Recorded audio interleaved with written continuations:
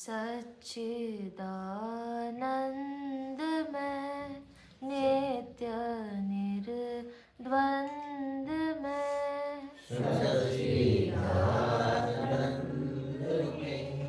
नित्य निर्द्वंद में ब्रह्म जाना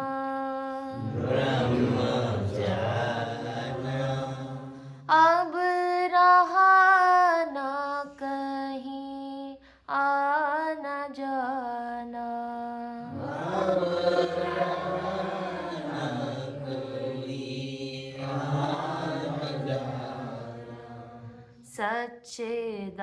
सच्चिदानंद में नित्य निर्द्वंद में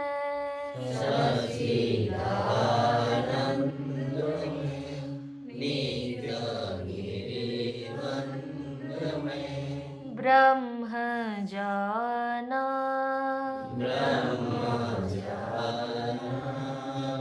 अब रहा न कहीं आना जाना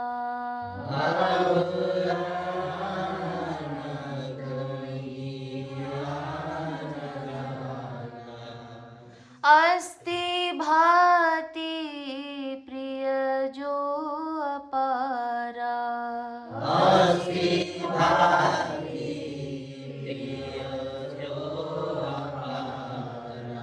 रूप स्वयं प्रकाश हमारा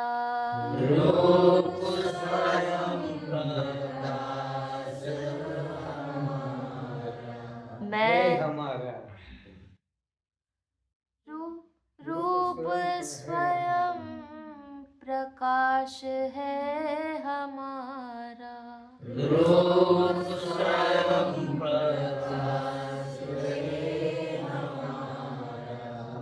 मैं निराकार हूँ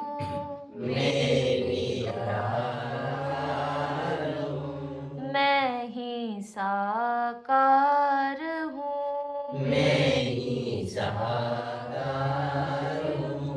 रूप माना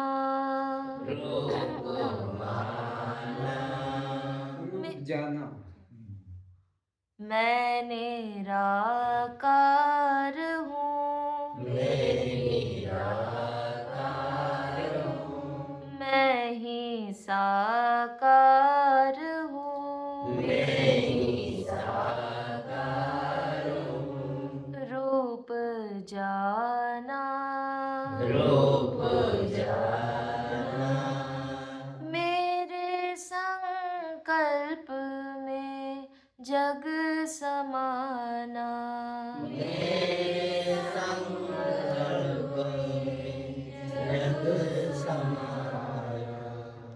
मैं ही खेलता मैं ही खिलाता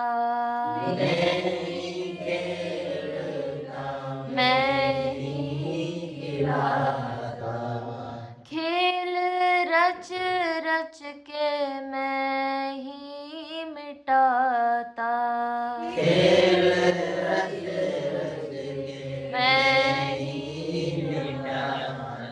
संग नालेश है राग ना द्वेष है नित्य ज्ञाना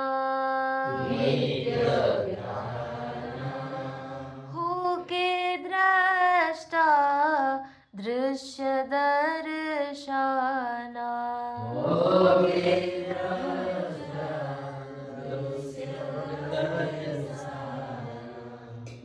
नामे मन बुद्धि चित्त अहंकारा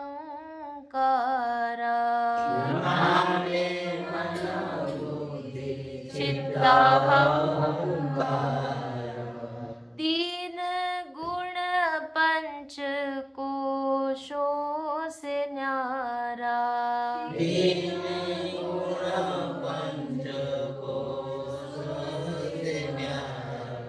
संग ना दोष है, संग ना दोष है, वृत्ति संतोष है, वृत्ति संतोष है, नित्य घाना, नित्य गाना, अपने आनंद में जग समाना, अपने आनंद में जग समाना, सच्चिदानंद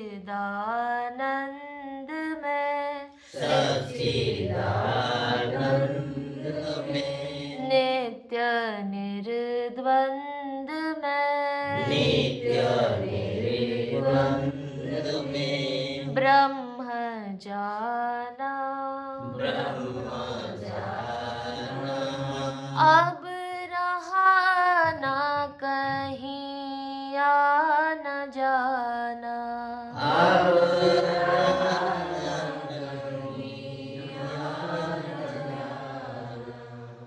ब्रह्म रूप में सब कुछ आपे, ब्रह्म सब कुछ आपे, नार दूसरा कोई भासे,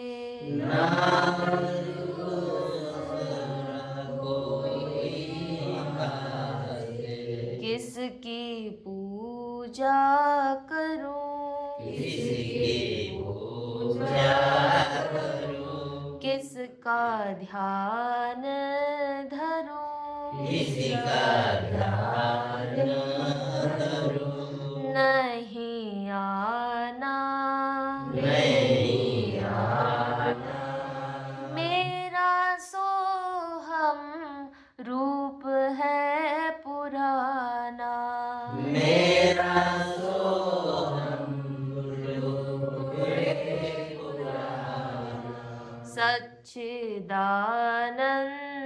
में, सच्चिदानंद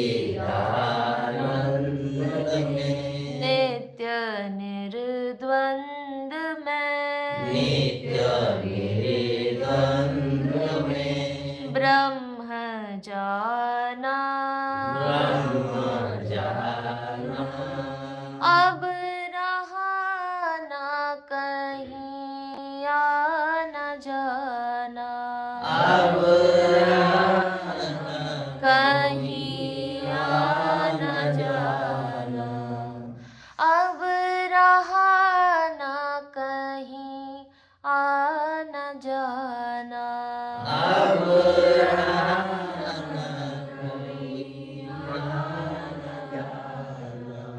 बोलो सदगुरु भगवान की जय।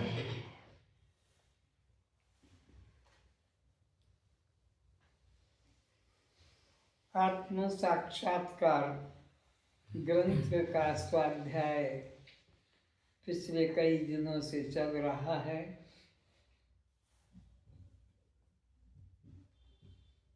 गुरु वशिष्ठ जी समझा रहे हैं, श्रोता रूप में राम जी समझ रहे हैं।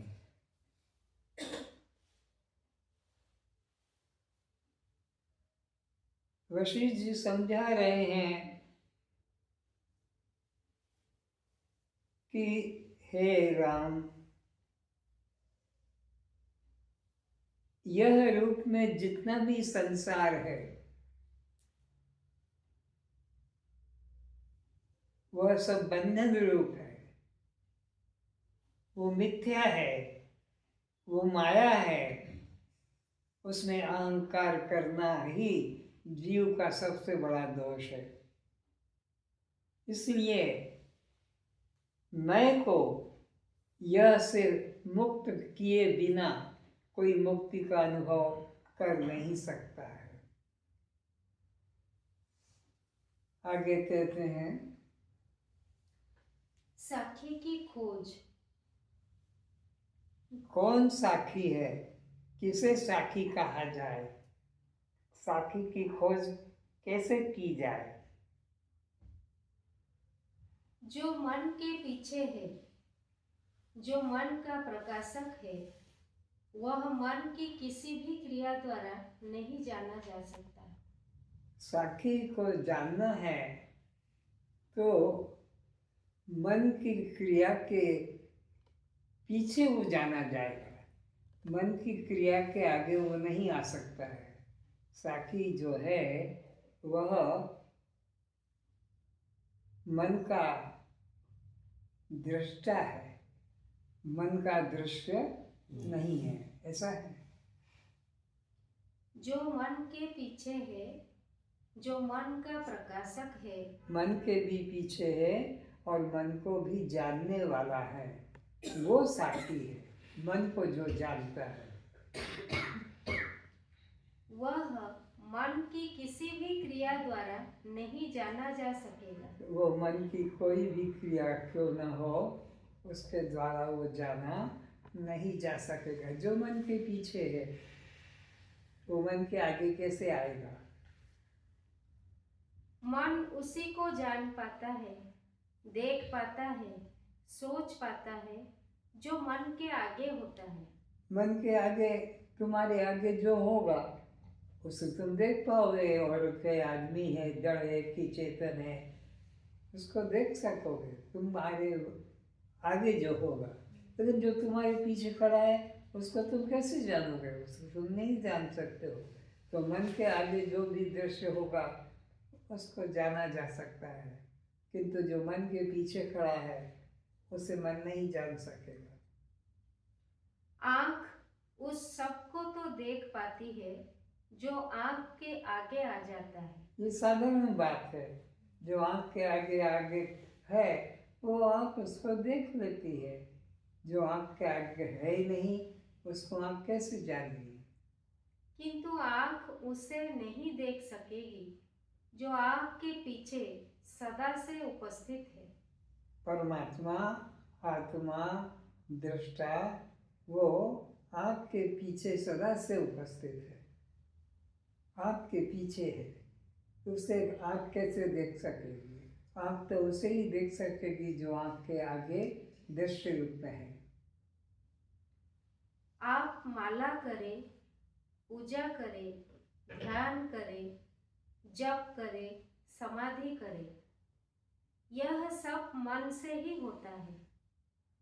हम जो भी करते, देखते, जानते, सोचते, विचारते हैं, वह सब मन से ही होता है।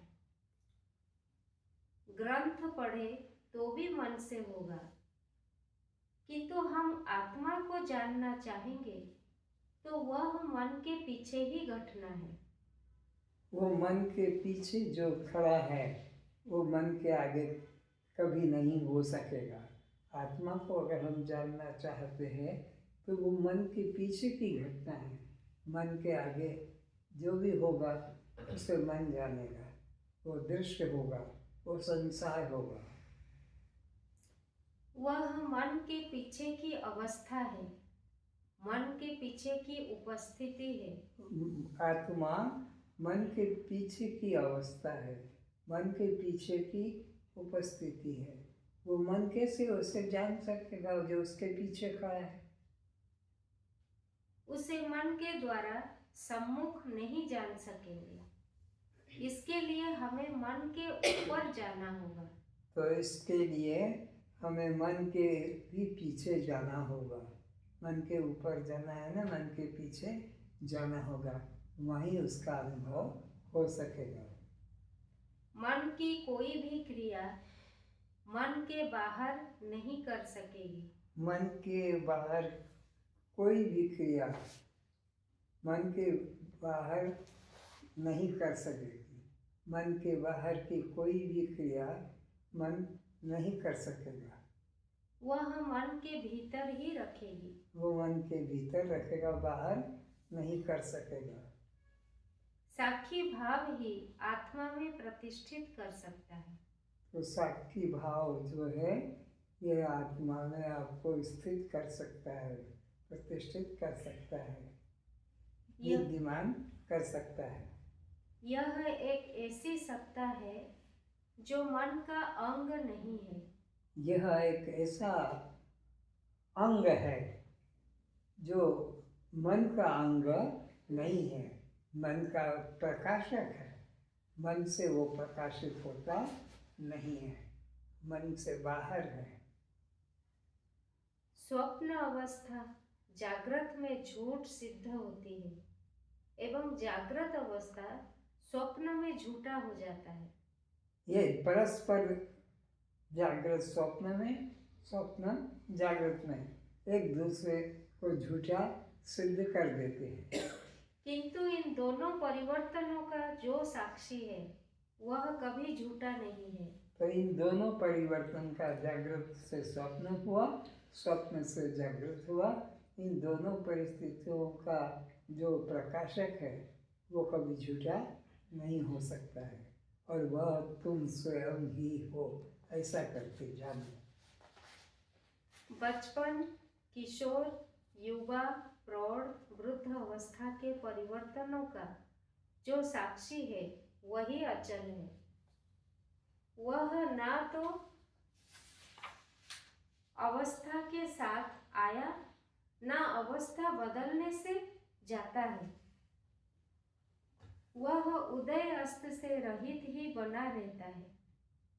मन में सुख दुख तो आता जाता है, किंतु इन अवस्था को जो देखता है, जो जानता है, वह मन व उसके धर्म के साक्षी आत्मा तुम हो। तो मन का जो दृष्टा है, मन को जो जानने वाला है, वह साक्षी आत्मा कोई अन्य नहीं बल्कि तुम स्वयं ही हो, ऐसा करके जानो। तुम्हें कोई नहीं जान सकता, साक्षी को कोई नहीं जान सकता, साक्षी सबको जानता है। जो आपके भीतर जागृत, स्वप्न, सुषुप्ति अवस्था को जानने वाला है, वह जो साक्षी सतत मौजूद है, वही तुम हो। तो जो साक्षी सदा विद्यमान रहता है वह तुम स्वयं हो, उसे अन्य न जानो। वो दृश्य रूप में कभी नहीं बनेगा, वो सदा दृष्टा ही बना रहेगा। वह जो देखने वाला, जानने वाला तत्व है, वह हमारी समस्त क्रियाओं से अलग है। साक्षी आपका स्वभाव है। तो साक्षी आपका यानी आत्मा का स्वभाव है, जानना मात्र, केवल जानना मात्र ही जिसका स्वभाव है वो साक्षी आत्मा है, और वह तुम स्वयं हो। साक्षी आपका स्वरूप है। आप साक्षी को नहीं देख सकेंगे। जिसे देखेंगे आप तो उसके साक्षी ही रहेंगे, एवं जो दिखाई पड़ेगा वह दृश्य अनात्मा आपसे अलग साक्ष्य हो जाएगा। जो दिखाई पड़ जाएगा, जो जानने में आ जाएगा, वह आपसे भिन्न दृश्य ही होगा। जिसको आप जानते हैं उससे आप अलग हो जाते हैं।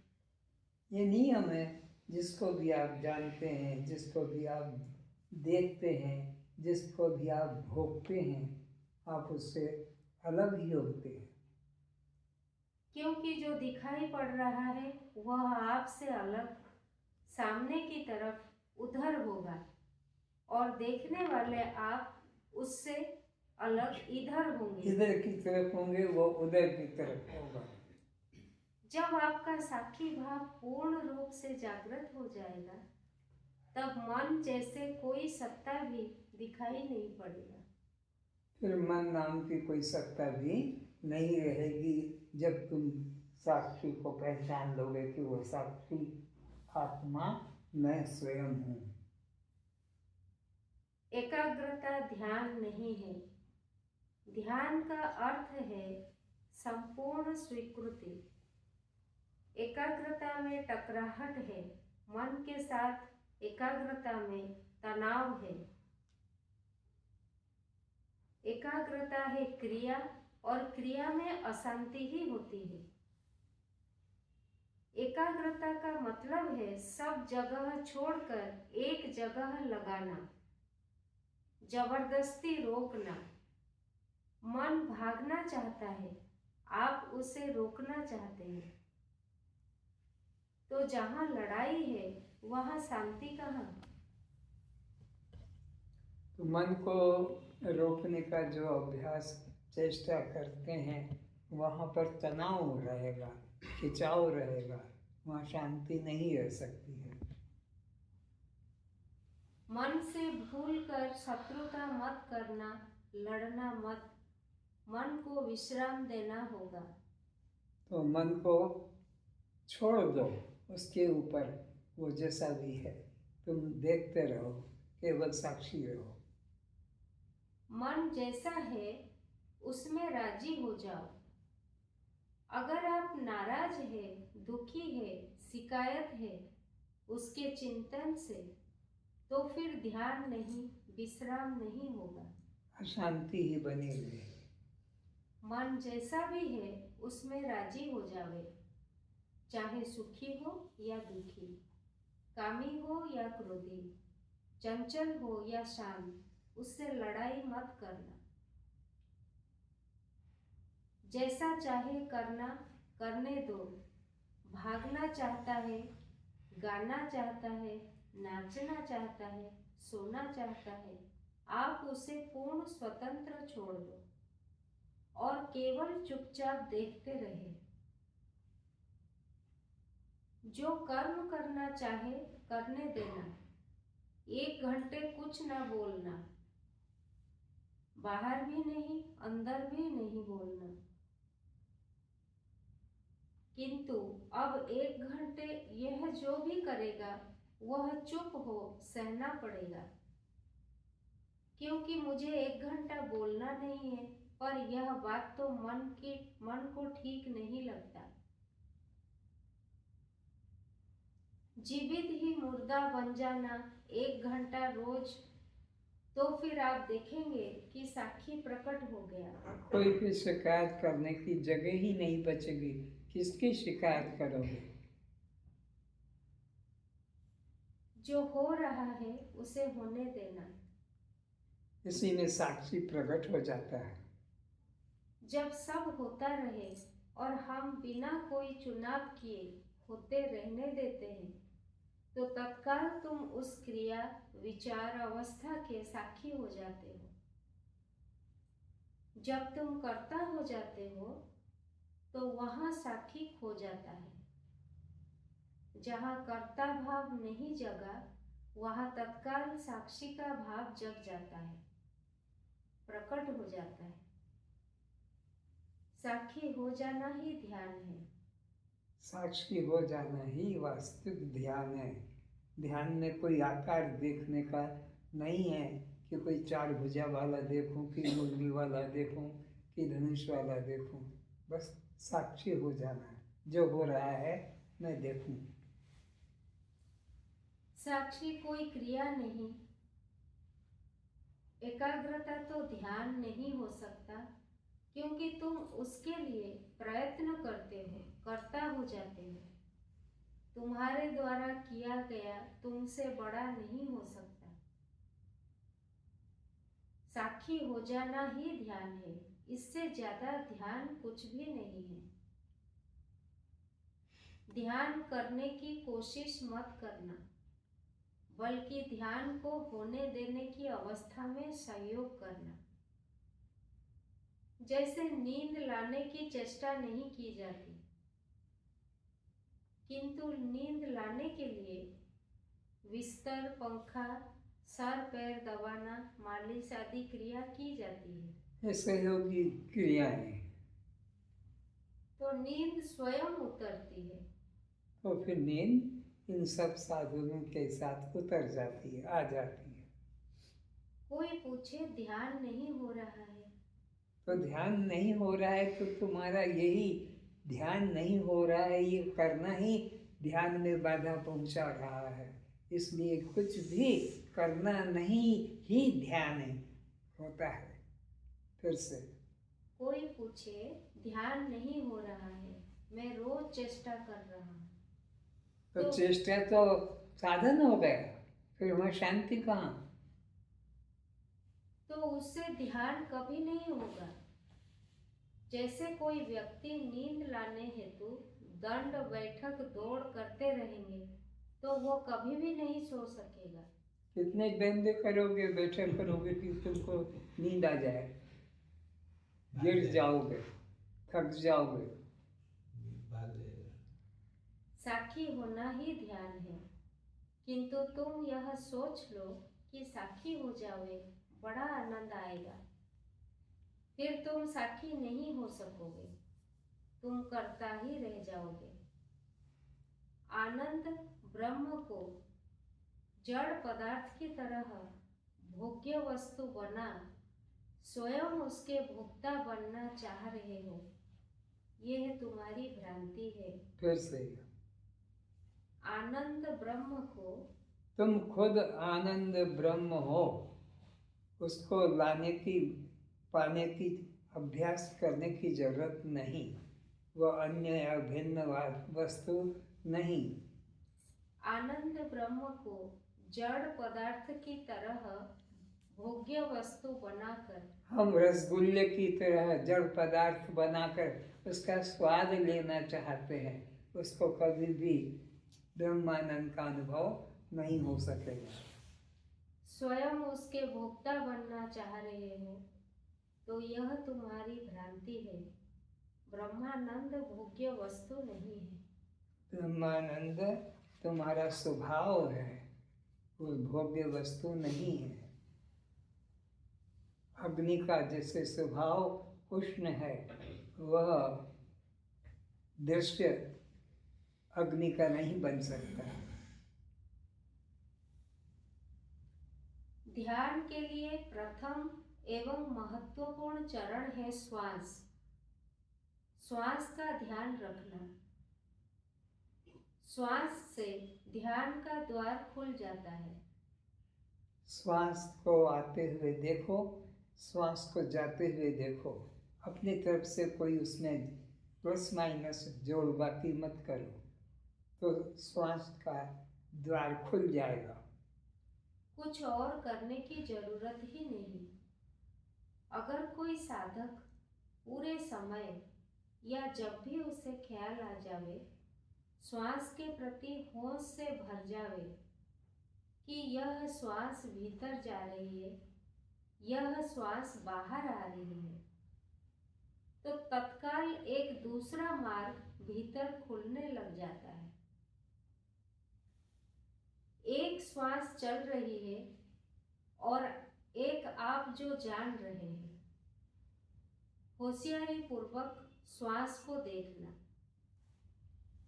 एक तो श्वास चल रहा है और एक को आप जान रहे हैं कि अंदर गया और एक बाहर आया, और एक आपके बिना जाने चल रहा है।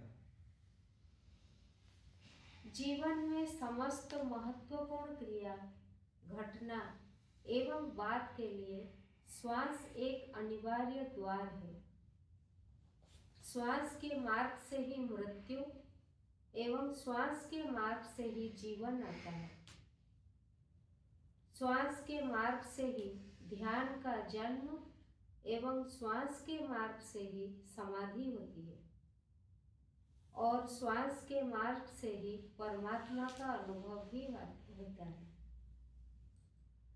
अगर श्वास ही न होगा तो जीवन में फिर कुछ भी नहीं, जड़ पाषाण हो जाओगे। तो श्वास से ही ध्यान का द्वार खुलता है। श्वास दो तरह से ली जा सकती है। एक अनजान अवस्था में, मूर्छित अवस्था में। जो चल रही है बिना प्रयास के, वो मूर्छित अवस्था में चल रही है। और एक जानकर कि प्राण रे सो अपान रे हम, ऐसा विचार करके ये जानकर हुआ।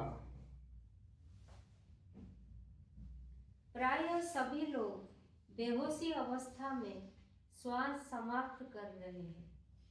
सभी लोग बेहोशी अवस्था में अपने जीवन को, श्वास को व्यतीत कर रहे हैं। श्वास चल रही है, 24 घंटे, जन्म से मृत्यु तक, किंतु हमने कभी श्वास के गमनागमन पर ध्यान ही नहीं दिया, जो जीवन की सर्वाधिक महत्वपूर्ण निधि है। लेकिन हमने कभी ध्यान नहीं दिया श्वास पर। यह बिल्कुल ही अनजानी अवस्था में चुपचाप बह रही है। यदि हम श्वास के प्रति होश से भर जावे तो तत्काल ध्यान के आगमन का द्वार खुल जाता है। यदि आप श्वास मूर्छित अवस्था में ले रहे हैं तो आप ध्यान के रास्ते पर उतर नहीं पाएंगे, ध्यान में प्रवेश नहीं कर पाएंगे। होशपूर्वक यदि आप श्वास पर अपनी दृष्टि रखेंगे तो आपके व श्वास के मध्य द्वैत स्थापित हो जाएगी कि आप है और श्वास भी है।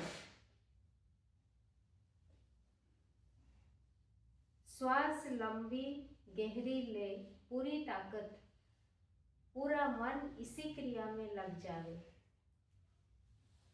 थोड़ा बाकी रह जावे तो उसे इस विचार में लगा दे कि मैं कौन हूँ। आपका श्वास के साथ एक होकर चलना नींद की अवस्था है, बेहोशी अवस्था है, मूर्छित अवस्था है। अभी श्वास और आप एक है। अभी श्वास दृश्य के साथ आप दृष्टा आत्मा की गलत तादात्म्यता हो रही है। अगर कोई मजाक में आपके नाक दबा दे तो आप फौरन चिल्ला पड़ेंगे कि क्या मेरी जान लोगे, मुझे मार डालोगे। तो अज्ञानी और ज्ञानी में बस यही एक फर्क है।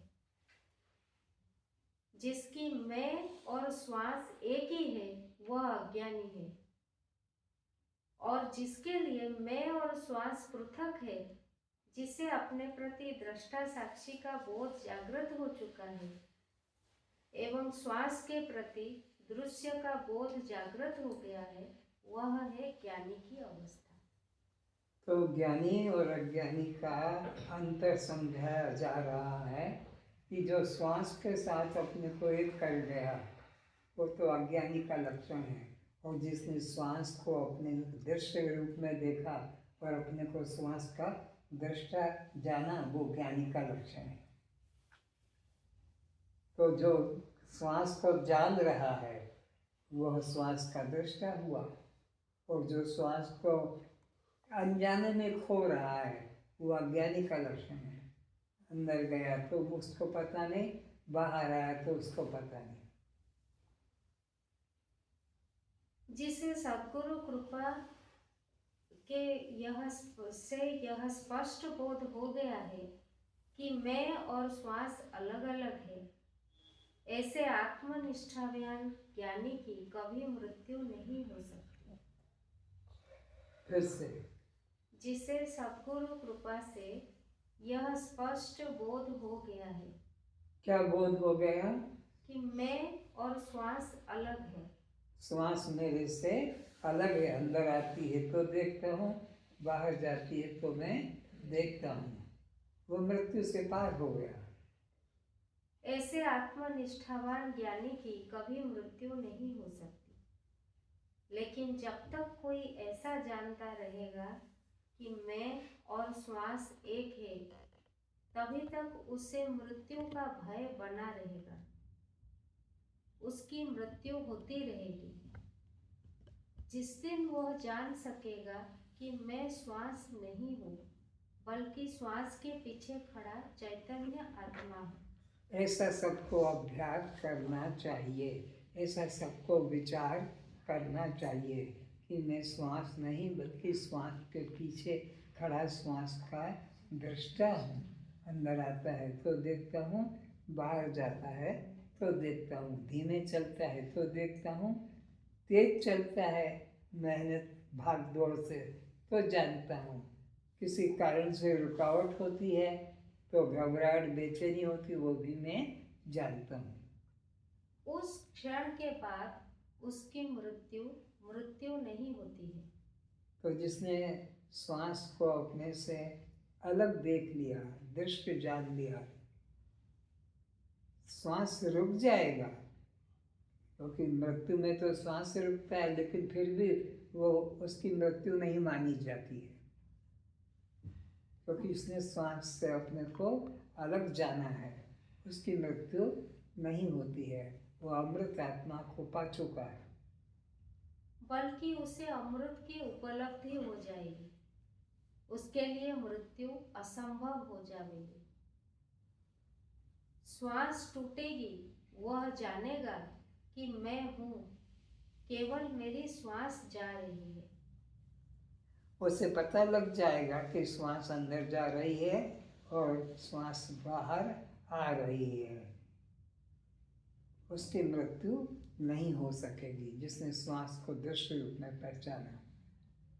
मृत्यु होगी देह की होगी, मृत्यु होगी जीव भाव की होगी।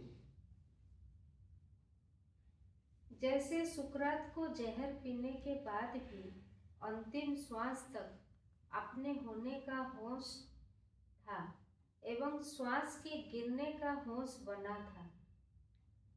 सुकरात ने श्वास गति रुकने को अपनी मृत्यु स्वीकार नहीं किया।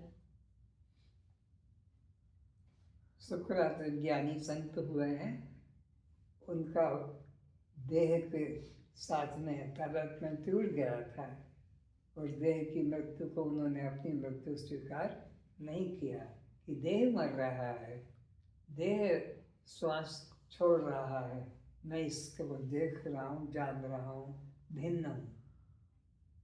जिस क्षण यह होश आ जाएगा कि हम श्वास से अलग है, उसी क्षण से यह भी बोध जागृत हो जाएगा कि मैं शरीर से भी अलग हूँ। जब तुम लोगों को यह होश आ जाएगा कि यह श्वास अंदर आता है तो भी मैं जानता हूँ, बाहर जाता है तो भी मैं जानता हूँ, तो अब मृत्यु तुम्हारी कभी नहीं हो सकती। मृत्यु होगी तो देह की होगी और तुम देह नहीं हो, प्राण नहीं हो। तो साथ साथ यह भी बोध जागृत हो जाएगा कि मैं शरीर से भी अलग हूँ। तो मैं शरीर से भी अलग हूँ, मैं प्राण से भी अलग हूँ, ये बोध जग जाएगा। कोई कठिन अभ्यास नहीं, कोई कठिन प्राणायाम नहीं, क्योंकि यह शरीर श्वास लेने का, भोजन पचाकर मल मूत्र बनाने का एक यंत्र मात्र है। यह होश जागृत हुआ कि यह शरीर मैं नहीं, यह मेरा नहीं, तब उसके नाम, रूप, जाति, आश्रम, परिणाम, समस्त क्रिया एवं जन्म मृत्यु के प्रति भी मेरापना समाप्त हो जाएगा। जब बोध जग गया कि यह शरीर में नहीं, प्राण में नहीं, श्वास में नहीं, इंद्रियां में नहीं, मन में नहीं, जीव में नहीं, तो मैं मुक्त हूँ, ये बोध भी जग जाएगा। यह सब मैं नहीं और मेरे नहीं, मैं केवल साक्षी आत्मा इन सबसे न्यारा हूँ। मैं साक्षी आत्मा इन समस्त दृश्यों से न्यारा हूँ। न अंतःकरण में हूँ, न कर्मेंद्रिय में हूँ, न ज्ञानेंद्रियों में हूँ, न मैं पंच प्राण हूँ, न मैं पंचभूत हूँ, न 25 तत्व हूँ। मैं केवल चेतन आत्मा हूँ। बस ये बोध रह जाएगा। जन्म से लेकर मृत्यु पर्यंत जो कुछ हमें पिता माता से, परिवार से, समाज से, जीवन निर्वाह कर्म क्षेत्र से एवं सरकारी कर्मचारी पद से मिलने वाली उपाधियां मैं नहीं हूँ और वे सब मेरी अवस्था नहीं है। ऐसा निश्चय करने मात्र से ही जीव जीवन मुक्त हो जाता है। तो जीव बस ये निश्चय कर ले कि ये जो भी स्थूल शरीर, सूक्ष्म शरीर, कारण शरीर, 3 अवस्था, जागृत अवस्था, स्वप्न अवस्था, सुषुप्ति अवस्था, अन्नमय कोश, प्राणमय कोश, मनोमय कोश, विज्ञानमय कोश, आनंदमय कोश, इन सब से मैं न्यारा हूँ। ये सब अवस्था मेरी नहीं है, तो वह जीवन मुक्त कहलाता है। मुक्ति के लिए अर्थात दुखों से छूटने एवं अखंडानंद अनुभूति के लिए इस निष्ठा के अतिरिक्त अन्य कोई मार्ग नहीं है। तो मुक्ति पाने के लिए इस निश्चय के अलावा और कोई मार्ग, कौन सा निश्चय? कि जो भी दिखाई पड़ता है, जो भी मेरे द्वारा हो रहा है, यह सब दृश्य मैं नहीं हूँ, बल्कि मैं इन सब दृश्यों से पृथक दृष्टा मात्र हूँ। तो फिर मन निरोध कैसे हो? तो फिर मनोनिरोध कैसे हो? मनोनिरोध के लिए आत्मविचार के अतिरिक्त और कोई वास्तविक श्रेष्ठ उपाय नहीं है। तो मन का विचार जो है, आत्मविचार ही मन का निरोध करने के लिए आत्मविचार ही एकमात्र साधन है। आत्मविचार के अलावा मनोनिरोध का और कोई साधन फिर से।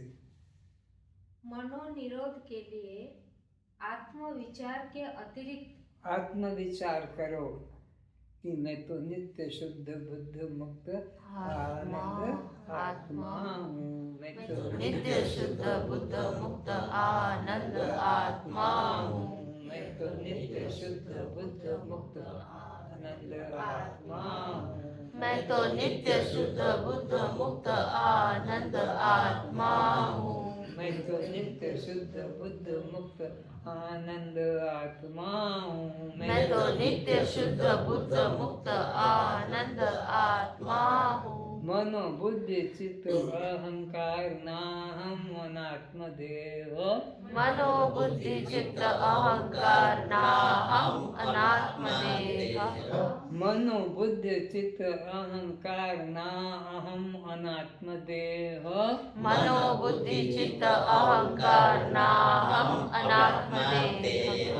मैं तो सत्य चित्त आनंद आत्मा हूँ। मैं तो सत्य चित्त आनंद आत्मा हूँ। मैं तो सत्य चित्त आनंद आत्मा हूँ। मैं तो सत्य चित्त आनंद आत्मा हूँ। मैं तो सत्य चित्त आनंद आत्मा हूँ। मैं तो सत्य चित्त आनंद आत्मा हूँ। मैं तो सत्य चित्त आनंद आत्मा हूँ। मैं तो सत्य चित्त आनंद आत्मा हूँ। मैं तो सत्य चित्त आनंद आत्मा हूँ। मैं तो सत्य चित्त आनंद आत्मा हूँ। मैं तो सत्य चित्त आनंद आत्मा हूँ। मैं तो सत्य चित्त आनंद आत्मा हूँ। मैं तो सत्य चित्त आनंद आत्मा हूँ। मैं तो सत्य चित्त आनंद आत्मा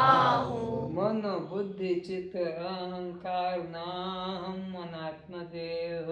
मनो बुद्धि चित्त अहंकार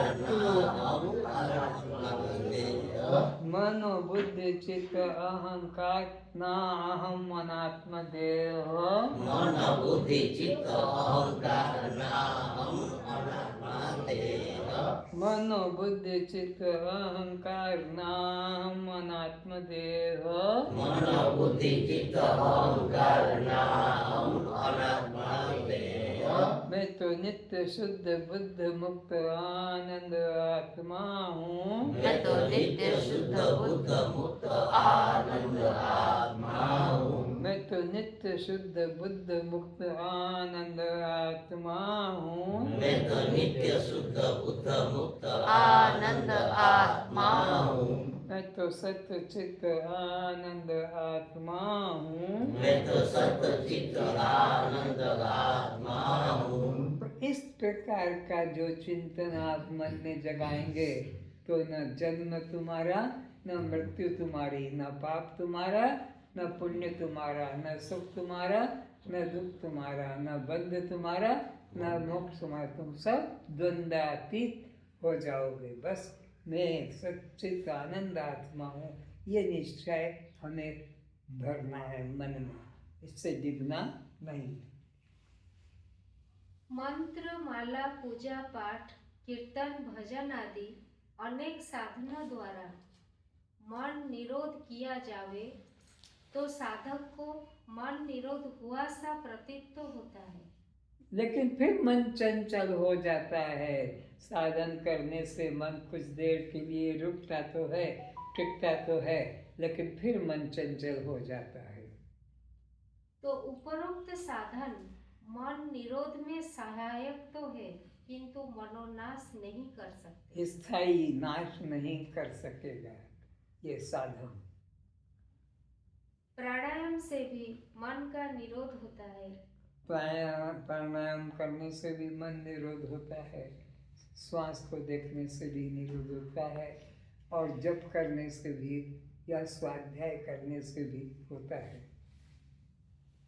प्राण जब निगृहित है तब तक मन भी स्थिर रहता है, और जब प्राण बहिर्मुख होते हैं तब मन भी बहिर्मुख हो जाता है। तो मन के बहिर्मुख होने से प्राण भी बहिर्मुख हो जाता है, और मन के अंतर्मुखी होने से प्राण भी अंतर्मुखी हो जाता है।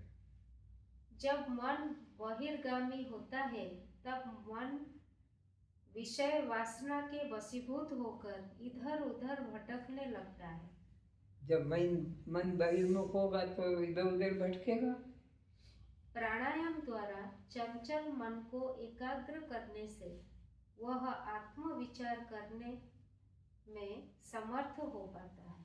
तो जब मन शांत होगा तो वो आत्मविचार करने में समर्थ हो सकेगा। चंचल मन आत्मविचार कैसे कर सकेगा? मन एवं प्राण दोनों का उद्गम स्थान एक ही है। जब मन का लय होता है तब प्राण भी लय हो जाता है, और जब प्राण लयता को प्राप्त हो जाता है तब मन भी अपनी बहिर्मुखता, चंचलता, प्रवृत्ति को छोड़ अंतर्लीन हो जाता है। केवल गहरी नींद में मन लीन होने पर भी देह रक्षार्थ ईश्वर की कृपा से सामान्य प्राण क्रिया होती रहती है। अन्यथा घर के लोग मृत समझकर उसके देह को नष्ट कर देंगे। परमात्मा की दया से, परमात्मा की कृपा से वह शरीर में बाह्य चेतना नहीं दिखने पर भी वो मरता नहीं, जिंदा ही बना रहता है। अगर वो बाह्य चेतना से रहित होने से उसे मृत मान ले तो घर वाले उसे जला देंगे, लेकिन उसकी रक्षा भगवान करते रहते हैं और वह प्राण चलते रहते हैं। फिर से गहरी नींद में मन लीन होने पर भी मन कुछ भी नहीं करता है। लेना देना, खाना पीना, सोना जागने का कोई भाव नहीं रहता, बिल्कुल मुर्दे की तरह हो जाता है। तो ईश्वर की कृपा से देह रक्षार्थ सामान्य प्राण क्रिया होती रहती है। तो भी ईश्वर की कृपा से सामान्य क्रिया, श्वास का भीतर बाहर चाहे जितना धीमी गति से होता रहता है। हाथी अपनी सूंड को इधर उधर हिलाता रहता है, कभी स्थिर नहीं रखता। यदि उसे लोह की जंजीर दे दी जाए तो वो उसी को ग्रहण किए रहेगा। इसी प्रकार सदा चंचल रहने वाले मन को भी किसी एक नाम एवं रूप में, चाहे वो राम रूप में कहो कि सोहम रूप में कहो कि शिवम, उस मन को दे दोगे तो वो उसी में जप में लगा रहेगा। तब मन में फैलने वाले असंख्य विचार विलीन हो जाएगा। तो असंख्य विचार जो मन में चल रहे थे वह विलीन हो जाएंगे, और वह मन सोहम सोहम इत्यादि कोई भी नाम जप में लगा रहेगा। मन निर्मल हो जाने पर वह आत्मविचार में सुलभता से प्रवेश कर सकेगा। और ऐसा मन फिर आत्मविचार में सरलता से लग जाता है। मन को स्थिर करने में सात्विक आहार का विशेष महत्व है। ये जो मन है इसको शांत करने के लिए एक मात्र मुख्य है आहार शुद्धि। आहार शुद्ध हो सत्व शुद्धि, सत्व शुद्धि ध्रुवा स्मृति, स्मृति लब्ध्वा सर्वग्रंथि विप्रमोक्ष। तो आहार शुद्ध जरूरी है। आहार 3 तरह के होते हैं, सात्विक आहार, राजसिक आहार और तामसिक आहार। आश्रम में विशेष करके सात्विक आहार दिया जाता है। यहाँ लहसुन प्याज नहीं दिया जाता है, यहाँ पर अंडा नहीं दिया जाता है, यहाँ मांस मछली नहीं दिया जाता है, यहाँ पर बासी खाने को नहीं दिया जाता है, सड़ा खाने को नहीं दिया जाता है। तो सात्विक अन्न, ताज़ा अन्न जो भगवान के भोग में रखे जाते हैं वो अन्न ही सात्विक अन्न कहलाता है, जिससे मन फिर सत्वगुणी शुद्ध हो जाता है।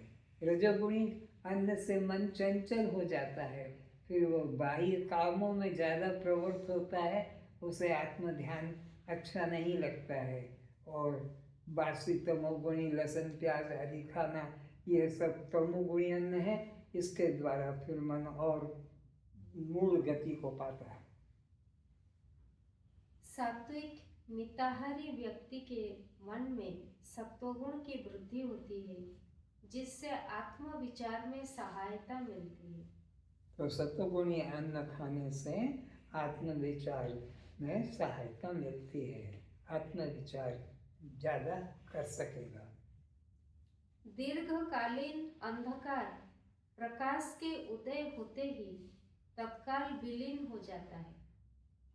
फिर से दीर्घकालीन अंधकार जो बहुत लंबे समय का अंधकार था, प्रकाश के उदय होते ही, सूर्योदय होते ही, कितना भी घना गहरा अंधकार क्यों न हो, सूर्योदय होते ही वह विलीन हो जाता है। तो सत्वगुणी खाने से मन तमोगुण शांत हो जाता है और सत्वगुणी अन्न में आत्मचिंतन सहज बन जाता है। इसी प्रकार अनादि से चली आने वाली विषय वासनाएं समुद्र तरंगों की तरह भले ही असीमित दिखाई दे, फिर भी वे सब आत्म ध्यान प्रगाढ़ होने से नष्ट हो जाते हैं। मन समस्त क्रियाओं एवं विषय ज्ञान का आधार है। यदि मन लीन हो जावे तो जगत दृष्टि भी दूर हो जाएगी। मन के हारे हार है, मन के जीते जीत, कहे कबीर हरि पाइए मन ही के प्रतीत। इसलिए मन शांत होने से आत्मविचार ज़्यादा बढ़ता है। जैसे मंद अंधकार में सम्मुख पड़ी रस्सी में सर्प भ्रांति मन में उपस्थित हो जाती है एवं रस्सी प्रतीत नहीं होती। जब अधिष्ठान रस्सी का ज्ञान बुद्धि को होता है तो सम्मुख दिखाई देने वाली सर्प भ्रांति मन से दूर हो जाती है। मंद अंधकार के कारण रस्सी में वो सर्प की प्रतीति होती है, लेकिन सूर्य का प्रकाश हो जाए कि दीपक का प्रकाश हो जाए तो फिर वो अंधकार में जो रस्सी में सांप दिख रहा था वो दिखना बंद हो जाता है। फिर वहाँ रस्सी ही दिखाई पड़ती है, सांप दिखाई नहीं पड़ता है। अज्ञान दोष से जीव जगत को भ्रांति होती है। अज्ञान दोष से मैं जीव जगत को भ्रांति होती है। जब अधिष्ठान ब्रह्म का ज्ञान हो जाता है तब अध्यस्त जीव जगत बुद्धि से विलीन होकर अधिष्ठान ब्रह्म सत्ता ही अनुभव गोचर होता है। तो अज्ञान के कारण भ्रांति की प्रतीति होती है, और जब आत्मा का ज्ञान हो जाता है तो फिर जगत भ्रम की निवृत्ति हो जाती है। अर्थात बुद्धि में कल्पित जगत दृष्टि देह दृष्टि रहने तक अधिष्ठान आत्मा का यानी अपने आप का वास्तविक ज्ञान संभव नहीं। फिर से अर्थात बुद्धि में कल्पित जगत दृष्टि देह दृष्टि रहने तक जब तक देह दृष्टि रहेगी, जीव दृष्टि रहेगी, तब तक भ्रांति बनी रहेगी। जब देह दृष्टि जीव दृष्टि निकल जाती है तो फिर भ्रांति भी मिट जाती है। देह दृष्टि रहने तक अधिष्ठान आत्मा का यानी अपने आप का वास्तविक ज्ञान संभव नहीं है। जब तक देह भाव रहेगा, कर्ता भाव रहेगा, भोक्ता भाव रहेगा, जीव भाव रहेगा, तब तक इसका मोक्ष नहीं हो सकेगा, तब तक इसको शांति नहीं मिल सकेगी। जब देह भाव चला जाएगा, कर्ता भाव मिट जाएगा, भोक्ता भाव मिट जाएगा, जीव भाव मिट जाएगा, तो ये मुक्त हो जाएगा। अपने वास्तविक स्वरूप के ज्ञान के लिए मैं कौन हूँ, यह ज्ञान विचार ही मुख्य एवं श्रेष्ठ साधन है। मुक्ति के लिए कोई मंत्र, कोई जप, कोई ध्यान, कोई पूजा, कोई पाठ, कोई व्रत, उपवास, किरत नहीं। मैं कौन हूँ, बस ये विचार ही मुख्य है। ये विचार करने से जीव मुक्त हो जाता है और सद्गुरु के द्वारा ये बोध जग जाता है कि तू केवल दृष्टा साक्षी आत्मा है। बस इतना ही है, और कोई मंत्र साधन करना नहीं पड़ता है कि मैं तो दृष्टा साक्षी आत्मा हूँ। इसी को निधिध्यासन कहते हैं। और इसी चिंतन को निधिध्यासन कहते हैं। अर्थात अनात्माकार वृत्ति को मन से विचार द्वारा हटाते हुए आत्माकार वृत्ति का सतत चिंतन करते रहने का अभ्यास करना चाहिए। और इसी को निधिध्यासन कहते हैं। आज बस इतना है। ओम शांति। ओम सहनावतु। ओम सहना भवतु। ओम सहना भवतु। सहनौ भुनक्तु। सहनौ भुनक्तु। सह वीर्यं करवावहै। सह वीर्यं करवावहै। तेजस्विनावधीतमस्तु। तेजस्विनावधीतमस्तु। मा विद्विषावहै। मा विद्विषावहै। हे परमात्मा, हे परमात्मा, आप हम दोनों कौन दोनों? गुरु शिष्य। उन दोनों के बारे में प्रार्थना शिष्य करता है आखिरी में। फिर से हे परमात्मा, हे परमात्मा, आप हम दोनों गुरु शिष्य की भली भली प्रकार रक्षा करें, प्रकार की रक्षा करें, हमारा पालन करें, हमें बुद्धि शक्ति प्रदान करें, आपके द्वारा पढ़ाई गई ब्रह्म विद्या इतनी तेजोमयी हो, कोई भी पंडित, कोई भी शास्त्री, कोई भी भेदवादी गुरु हमें हमारे दृढ़ निश्चय से विचलित ना कर सके। हमारा परस्पर वैर भाव ना रहे। ओम शांति शांति शांति। ओम शांति शांति शांति। हमें आध्यात्मिक अधिदेविक अधिभौतिक तापों से मुक्ति। मैं तो नित्य शुद्ध बुद्ध मुक्त आनंद आत्मा हूँ। मैं तो नित्य शुद्ध बुद्ध मुक्त आनंद आत्मा हूँ। मैं तो नित्य शुद्ध बुद्ध मुक्त आनंद आत्मा हूँ। मैं तो नित्य शुद्ध बुद्ध मुक्त आनंद आत्मा हूँ। मैं तो नित्य शुद्ध बुद्ध मुक्त आनंद आत्मा हूँ। मैं तो नित्य शुद्ध बुद्ध मुक्त आनंद आत्मा हूँ। मैं तो नित्य शुद्ध बुद्ध मुक्त आनंद आत्मा हूँ। मैं तो नित्य शुद्ध बुद्ध मुक्त आनंद आत्मा हूँ। मैं तो नित्य शुद्ध बुद्ध मुक्त आनंद आत्मा हूँ। मैं तो नित्य शुद्ध बुद्ध मुक्त आनंद आत्मा हूँ। मनो बुद्धि चित्त अहंकार नाम अनात्म देह। मन बुद्धि चित्त अहंकार नाहम अनात्मदेह। मनो बुद्धि चित्त अहंकार नाहम अनात्म देह। मनो बुद्धि चित्त अहंकार नाहम अनात्मदेह। मनो बुद्धि चित्त अहंकार नाहम अनात्म देह। मनो बुद्धि चित्त अहंकार नाहम अनात्मदेह। मनो बुद्धि चित्त अहंकार नाहम अनात्म देह। मनो बुद्धि चित्त अहंकार नाहम अनात्मदेह।